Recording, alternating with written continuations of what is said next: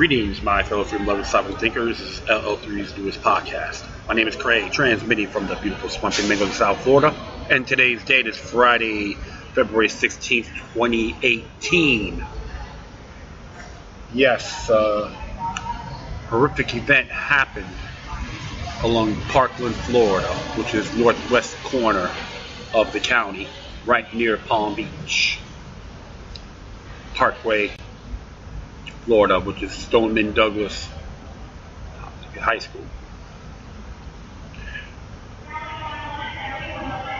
I believe, 17, maybe 20 people may have died. Others are injured. One person in stable condition, which is good.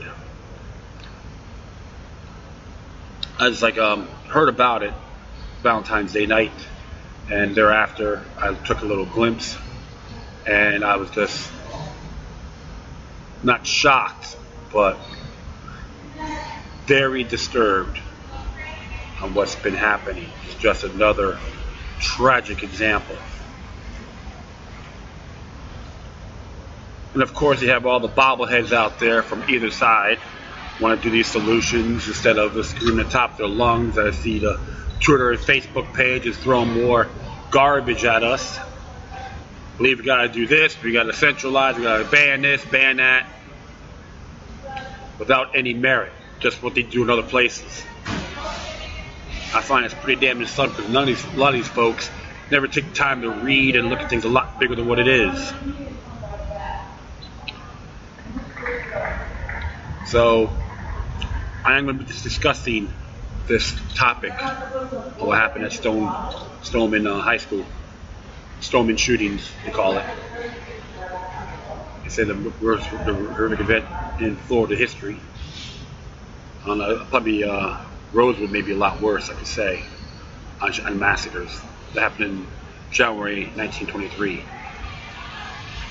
I just looked that up to make sure. So I was looking at the newspapers, New York Post, all that. President, help us, help us. You see what's been going on. They're trying to use the sweet pie of purebred syndrome, make underdog a reality. Lose your self-respect. Let a king or queen or some political bobblehead rule us. Very good mind control programming at its best. Fear is the greatest weapon. But they haven't learned history. Since firearm free zones occurred around the country, whether it's federal or state. I'll be talking about that as well.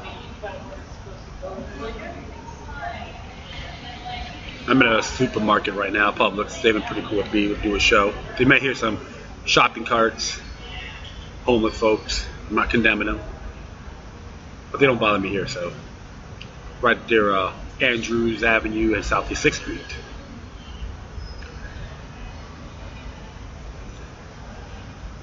So, like I said, I've been talking about possible, false flag. That doesn't mean people did not die. Okay? Vegas was a very good example. I still call it a Gladio attack. And anyone can challenge me on it, that's fine. But have a good discussion. I'm not here to say you're an idiot, anything like that, and vice versa. I see that a lot on social media. They want to call you names. You know why? Because they have no facts to back up their views. So I know I'm digressing, forgive me on that. I haven't done a show in a while either, so, but I had to really want to collect all the information the best I can and speak my views on this. And I'm looking through stuff here in the Sun Sentinel, Stoneman Douglas High School shootings, and of course you got some folks. One person's in stable condition, which is good. Coach, one of the coaches passed away, trying to protect others. And of course you have a GoFundMe site. It better be authentic, so pay attention when you do these particular donations. By the Broward Education Foundation, I've been hearing superintendent's rhetoric on it. And of course, Sheriff Scott Israel, which you may know or may not know, he is a federalized sheriff, a member of Homeland Security. I'm going to bring it up as well. And many of the people in the mainstream news, especially the idiot box, aren't talking about the shooter, Nicholas Cruz, on psychotropic drugs. And I'm very pleased that the Miami Herald brought something like that up. I read an article on it about him being depressed and so forth and strange, and they have brought it up. So I gotta give them a thumbs up on it. So we gotta put the merits in there the best we can, because if you know this past history of school shootings, many of them are SSRI cases. Something that the mainstream news don't want you to know. They want you to live in fear and say, government will protect you. Trust them. Trust us. We will protect you. Well, hopefully all of you individuals out there learned the lesson of September 11th. I'm not going to speak in an NRA, National Rifle Association perspective either. So I'm going to put that link out for the Sun Sentinel. And let's start with this. Came out yesterday at 3:12 p.m. from antimedia.org. Nobody wants to admit to the real reasons behind American mass shootings. Parkland, Florida. There are a mass casualty event at American High School yesterday that took the lives of 17, and I'm unfortunately not surprised at this point. Mass shootings have become commonplace in America as of late, and after every one of them, the political blame game spins round and round, even before we send out the redundant thoughts and prayers. Happens all the time. They all become experts. We have to ban guns. We need more. No, we need more guns. We need to put more police in public places and even in schools to deter shooters. We need to ban gun-free zones. We need to blame all right-wingers. We need to blame all left-wingers. We need to call white violence terrorism. We need to blame psychotropic drugs. We need to ban Muslims. We need to insert your reactionary opinion here. That was good. I like that.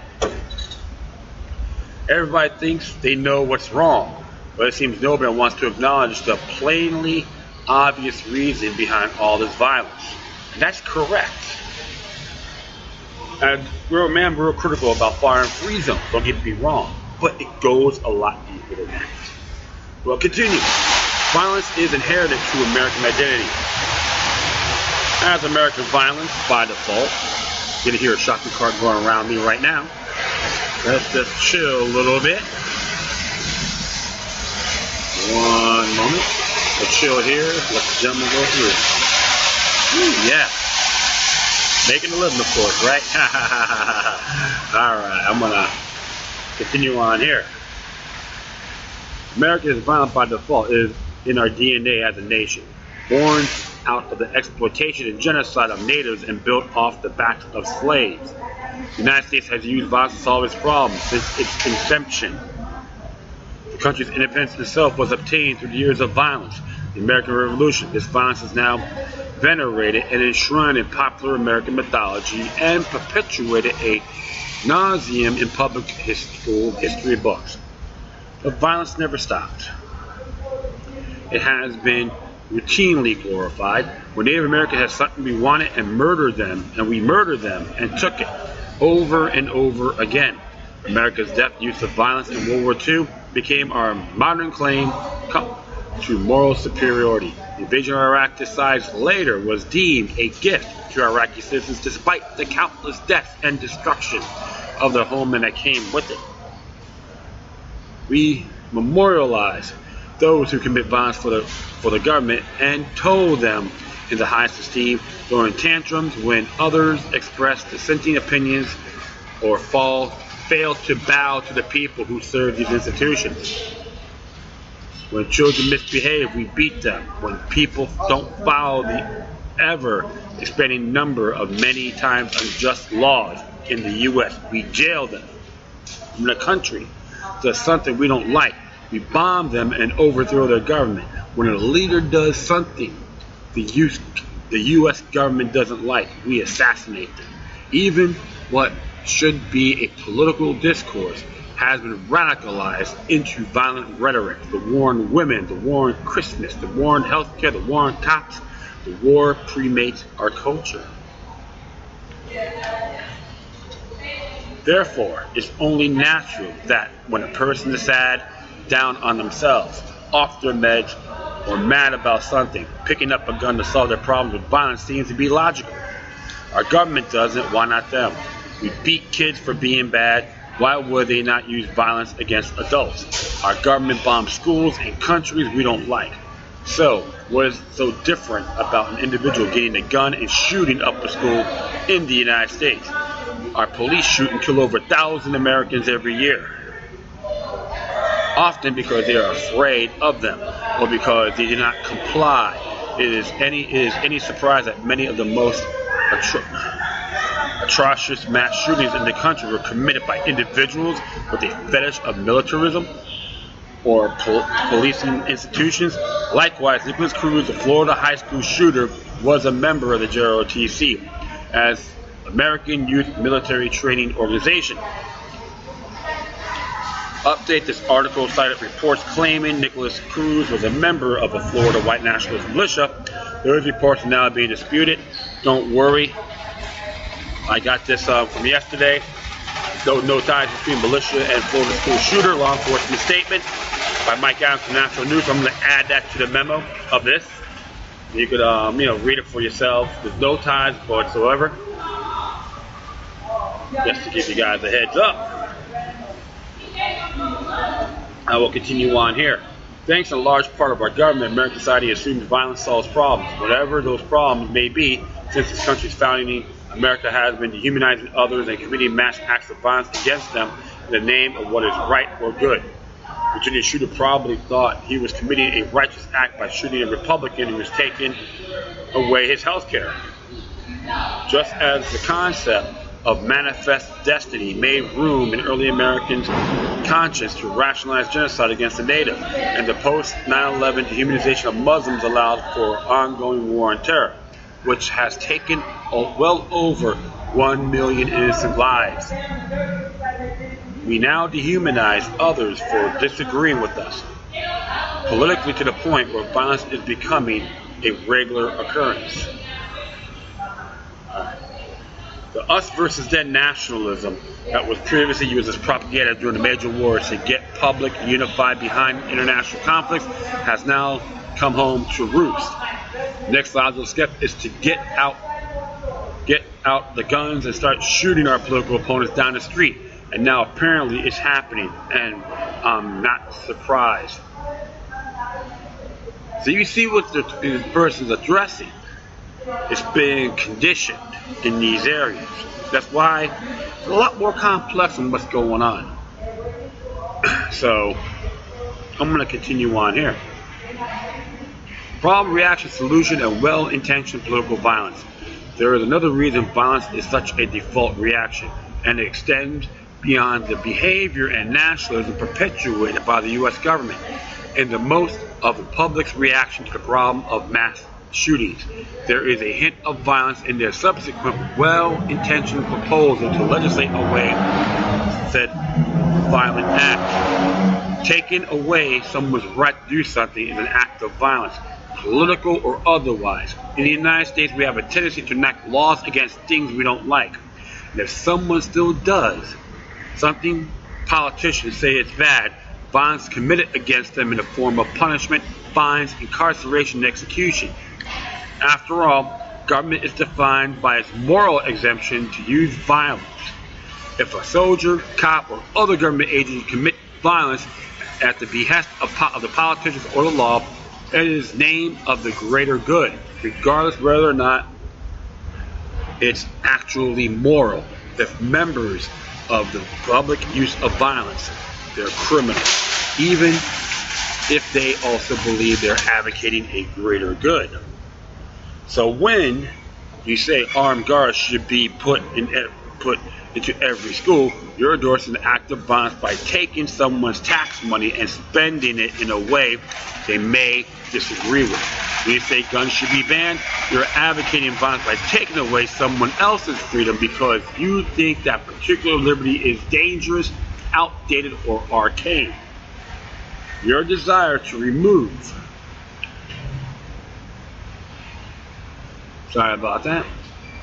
that freedom necessarily requires the use of violence on the part of armed government agents, confiscating the guns or locking them up for failing to obey the edict.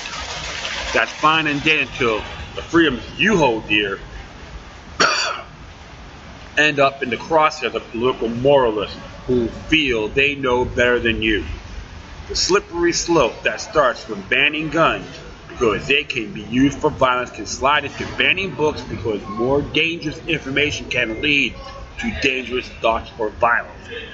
When a culture of violence intersects with an inherently violent government, I'm not surprised that Americans of all political persuasions are shooting each other in the streets and in schools.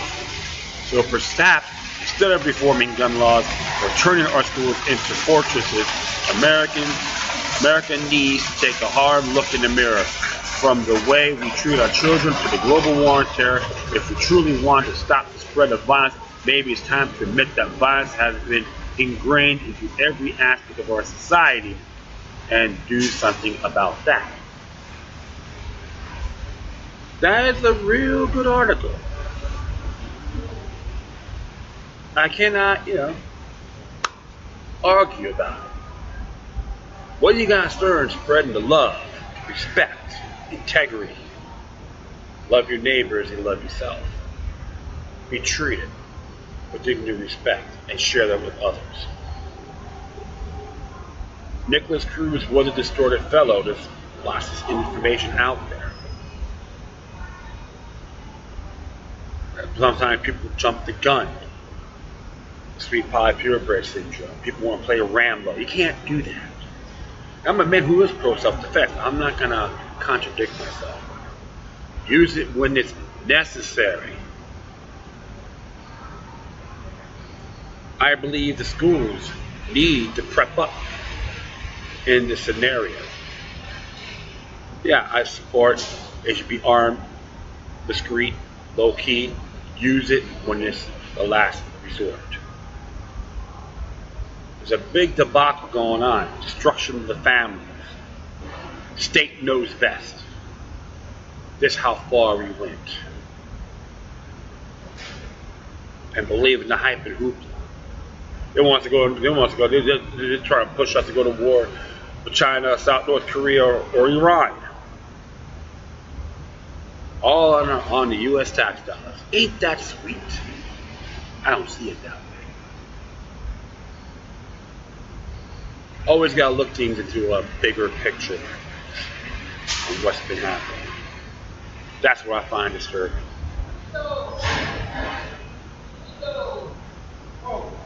So I'm going to skip to the no ties, because people love to exploit. Say he's a pro-Trumpster, he's a communist. I'm like, they want you to spin in the hamster wheel. If you're a hamster, you're in the wheel.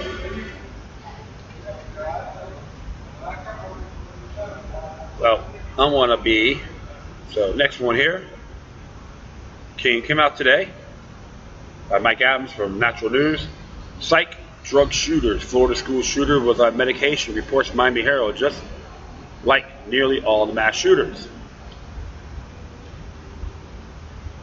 Nearly every mass shooting over the last 20 years has one thing in common, and it's not guns. It's actually psychiatric medications.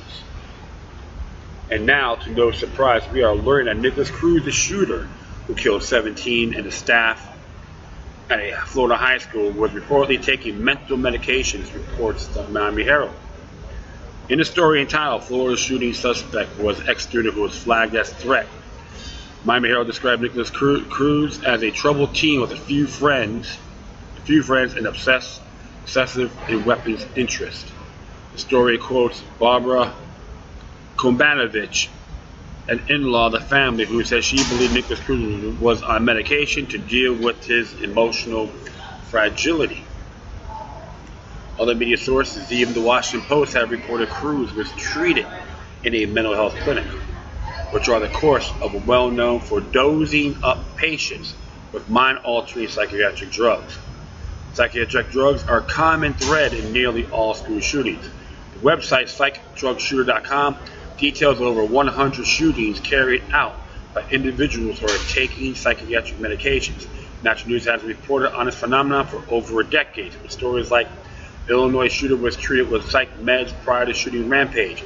Xanax linked to mass shootings confirmed yet again. Mainstream media avoiding any mention of link between psychiatric drugs and violent shootings. Left-wing media predictably exploits every school shooting to push its agenda, repealing the Second Amendment and confiscating guns from law-abiding citizens, turning the United States of America into a police state where corrupt governments have a monopoly of firepower. That's centralization. But they refuse to consider the mind-altering drug effects of psychiatric medication, which emerges in nearly every school shooting in recent memory. Psychiatric medication shooters cause shooters to believe they are playing a video game. The working explanation behind the psych drug linked to mass shootings is that psychiatric drugs cause shooters to believe they are playing a video game.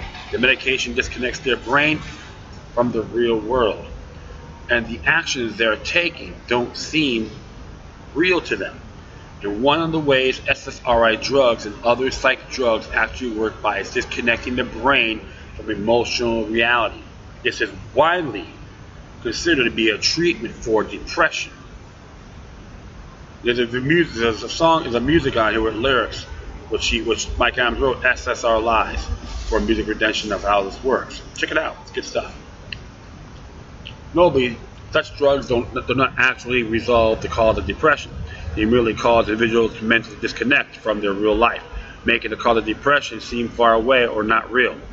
The same biological mechanism, when combined with a disturbed individual who may have been subject to extreme bullying by classmates, can cause that person to act out a mass shooting as if they are playing a video game. It doesn't seem real to them until the drugs wear off, at which point they express extreme sorrow once they realize their actions were real. This is exactly what's happening now with Nicholas Cruz. There was a report on there too that he not called father. Said, hey, I believe I did something wrong.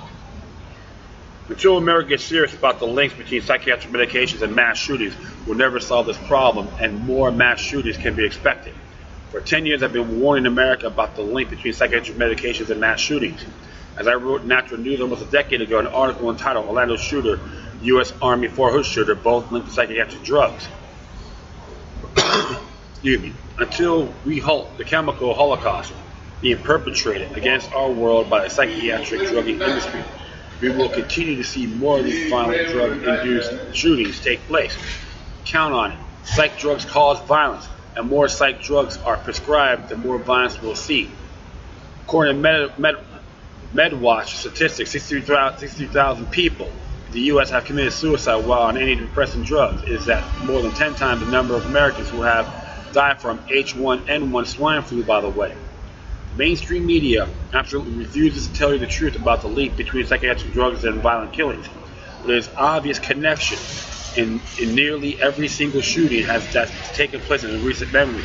The Virginia Tech shooting, the Stephen Kaczmarek Illinois shootings, or Stephen Kaczmarek, the Omaha Mall shooting, and so on.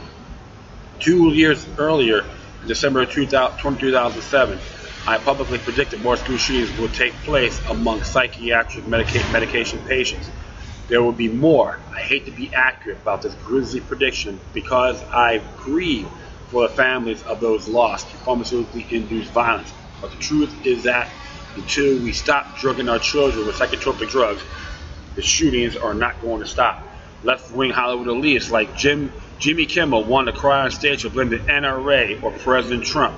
But the real answer is that psychiatric medications are the root enablers behind most mass shootings. And I've been reporting this for over a decade. Yet the influential of the drug giants is so powerful that no serious investigation has ever been conducted into psych drug medication habits of mass shooters. Anyway, America, it turns out, really doesn't want to stop mass shootings as much as it wants to have easy access to psychiatric medications. Until we take a serious look at this issue, the violence will continue, and even if you ban guns, killers will start using vehicles, bombs, swords, or other weapons to carry out their deranged intent. Now you know the full truth about psychiatric drugs and mass shootings. Absolutely. Some people will find a way to terminate an individual regardless of what weapons they use, including their bare hands. You'd be surprised. You look up FBI. You should look up FBI.gov under Uniform Crime Report. How many people were murdered by someone else's bare hand? You'd be surprised. Pretty high, even in Florida. But you have to always look at this. The patterns are so obvious, my friends. And that's what's really disturbing. I see this a lot. It's like I said, I'm not an expert, but you have, the main objective is to pay attention. This is what you guys need to listen up to. Blaming the NRA or the Second Amendment for this is like accusing Muslims for the horrific events on September 11, 2001. You both are the same, ignorant buffoons. I say that in good faith. Stop doing this finger-pointing fetish, and you have to see the bigger picture. And speaking of that, Scott Israel wants to talk about, enhancing the Baker Act. NBC News has that. I don't have to really put on there. But the guy is something else, Scott Israel, okay? It's happened. This incident happened. Like his daughter, he lived in Parkland. And I made a mistake. He was a police chief in Parkland. That was my mistake. He actually was a police chief in North Bay Village. So his family lived over there. So it's right in his backyard when this occurred. And there's even a claim, which I'm going to put on here on the video, by Channel 27, Havendenberg, live from Parkland, will wake up with a fatal shooting. Tells you how complex this really is. Even the time there was a claim on this video, which I'm going to move it along here. I'm going to add that to I'm going to put that right in there for you guys to check that out. It's like 26 minutes long. But she was talking about even when the Secret Service was in that area, and she made a claim that Parkland is a very rich area, very Zionist jurisdiction. So a lot of rich people live there. A lot of rich people live there. I'm going to read a little page here from a book called Death by Gun Control, The Human Cost of Victim Disarmament, which was written by the late Aaron Zellman and Richard Stevens, JPFO. And I'm going to hit page 282. Talk about how fire and free zones don't work, of course. And it says right here, or 283,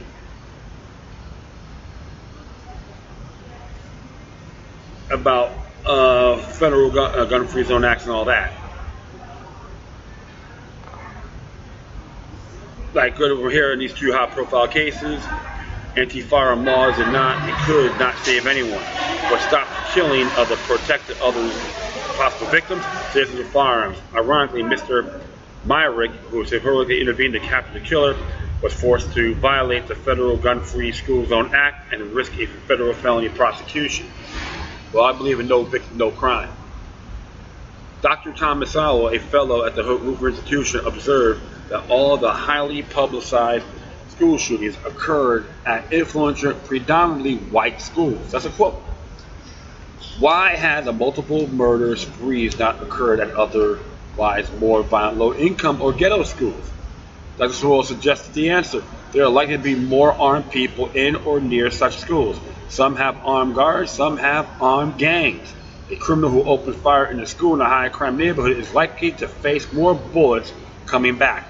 Only in nice, wholly disarmed, influential white schools does have a gun on campus make you instant king of the hill. Dr. Sewell counts the schools, death, and injuries as part of the high cost already being paid for the fetch of disarming law-abiding citizens. So as always, the statement, kill bono, who benefits. Yeah, you can probably go to jpfo.org and order the book. It's very good. Death by Gun Control, the human cost of victim disarmament. I read it today, so do a little review. But definitely check out the video. It's very interesting. What was cool because the reporter here was Jennifer, if I'm correct, actually was a student there, and she was living in Parkland. And she has her intake on what's going on, and even it's cute because she has a little camera, and people in mainstream news are laughing at her. But you know what? Citizen journalism is awesome. Okay, why? Look what happened in Vegas. Truth of the matter is, the tide turned. The citizen journalists out there made the official narrative almost debunked. They said there was no second shooter. Now they arrested someone who's a second shooter. Oh yeah. And even Paddock, they said he died, according to his autopsy report, he died October 2nd at 12 noon, lacerations, contusions in the body. Yeah, he got his rear end beaten before he died at 12 noon. Ain't that interesting? Yeah, even Jeff Lombardo didn't know what to say. Tells you something. A lot bigger than what it is. And speaking of Scott Israel, we'll look at this here. His bio on towerforum.org, which I'm not going to go too late. He was like, he believes in support, helping the homeless and all that, and the mentally ill. Yeah, which I'm not condemning him for it, but he does support fighting gun violence. How about violent crime, Sheriff? But one of the areas here, I'm gonna, it's like the third paragraph. Yeah, third paragraph of this. It says here, Sheriff Israel spent the first 25 years of law enforcement career with the Fort Lauderdale Police Department. During his tenure, he was assigned to numerous divisions, including Community Policing, Operations Bureau, and Special Investigations Narcotics Division. He has known for his unique ability to develop working relationships with individuals in various community organizations. He retired from the Fort Lauderdale Police Department as a commander of the SWAT team, Homeland Security Director, and Captain of Community Policing.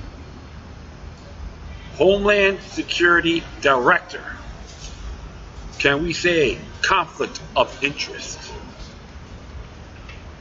So I call him a federalized sheriff based on that statement. Now, do you recall his 2008 campaign, his own campaign, proudly said he's a member of Homeland Security, and I just looked at the TV. I told my friend that's a conflict of interest, not a 10th Amendment sheriff. So how far does this rabbit hole go? Absolutely. So, and his family does reside in Parkland, Florida. What a coincidence. Allegedly, does he have any prior knowledge before this? Interesting claim. That's how far I'm going to go. I'm not going to say yes because I have nothing to back it up, but it is suspicious. Just watch that video by Channel 27 and you see it for yourselves.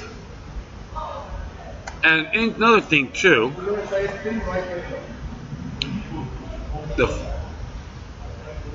the school, Stoneman Douglas High School, was considered a firearm-free zone under Florida statute 790.06 12A subsection 10. Right? Let me just hold on here. I think I got it right here. Yes.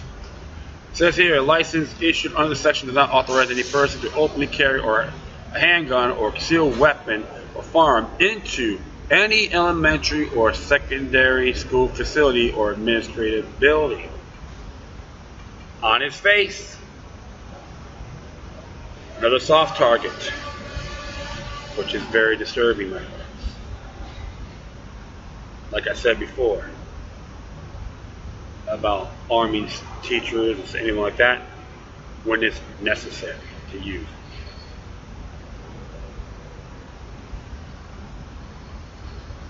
Not being Rambo either. So I'm going to add that to there. Alright? Just to give you those facts. And, of course, everyone wants the police, the government, do everything. Well, according to the Florida statute 768.28, entitled Waiver of Sovereign Immunity and Tort Actions, covering limitations, attorney fees, statute of limitations, exclusions, indemnification, risk management program.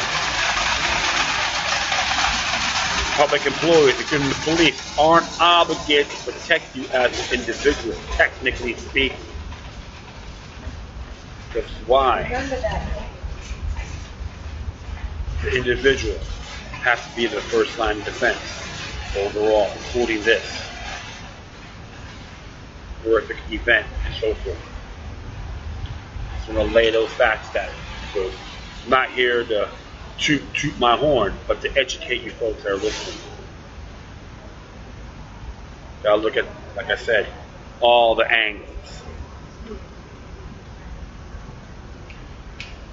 I'm gonna hit one more here. Came from Eric Pratt from Gunners of America, which I'm a lifetime member of it.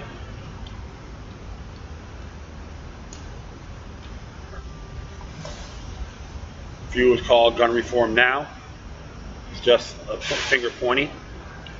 As Eric Pratt has to say, school shooting shows again the failure of gun control. The Florida school shootings this week was heartbreaking as a father of 10 children. It hurts to see this kind of violence being perpetrated against our school children. I mean, he loves me. Probably his father, Larry Pratt, loves being a grandfather. All right. But this week's events are also infuriating because we refuse to learn the lessons of the past. Killers continue targeting locations where guns are not allowed.